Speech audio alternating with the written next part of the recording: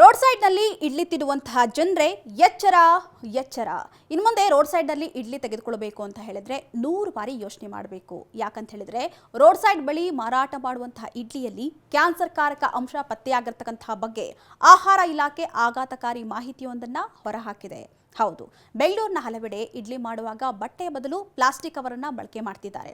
ಅಷ್ಟೇ ಅಲ್ಲದೆ ಆಹಾರವನ್ನು ಬಡಿಸುವಾಗಲೂ ಮತ್ತು ಪ್ಯಾಕ್ ಮಾಡುವಾಗಲೂ ಪ್ಲಾಸ್ಟಿಕ್ ಅನ್ನು ಬಳಕೆ ಮಾಡ್ತಿದ್ದಾರೆ. ಈ ಪ್ಲಾಸ್ಟಿಕ್ ಹಾಳೆಯ ಶಾಖಕ್ಕೆ ಒಗ್ಗಿಕೊಂಡು ಹಾನಿಕಾರಕ ವಸ್ತುವನ್ನು ಹೊರಹಾಕಲಿದೆಯಂತೆ. ಇದರಿಂದ ಕ್ಯಾನ್ಸರ್ ಕಾರಕವಾಗಬಹುದು ಅಂತ ಈ ಹಿಂದೆ ತಜ್ಞರೊಬ್ಬರು ಎಚ್ಚರಿಕೆಯನ್ನು ನೀಡಿದ್ರು. ಇದರ ಬೆನ್ನಲ್ಲೇ ಆಹಾರ ಹಾಗೂ ಗುಣಮಟ್ಟ ಇಲಾಖೆ ಬೆಂಗಳೂರಿನ ವಿವಿಧ ಭಾಗಗಳಲ್ಲಿ 500ಕ್ಕೂ ಹೆಚ್ಚು ಇಡ್ಲಿ ಸ್ಯಾಂಪಲ್ ಅನ್ನು ಕಲೆಕ್ಟ್ ಮಾಡಿಕೊಂಡಿತ್ತು. ಅದರಲ್ಲಿ ಹೋಟೆಲ್ ಹಾಗೂ ತಿಂಡಿಗಳ ಅಂಗಡಿಗಳಲ್ಲೂ ಕೂಡ ಇಡ್ಲಿ ಸ್ಯಾಂಪಲ್ ಕೂಡ ಪಡ್ಕೊಂಡಿತ್ತು.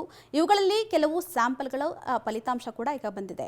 500 ಸ್ಯಾಂಪಲ್ಗಳ ಪೈಕಿ 35ಕ್ಕೂ ಹೆಚ್ಚು ಇಡ್ಲಿ ಸ್ಯಾಂಪಲ್ ಅನ್ಸೇಫ್ ಅಂತ ವರದಿ ಬಂದಿದೆಯಂತೆ.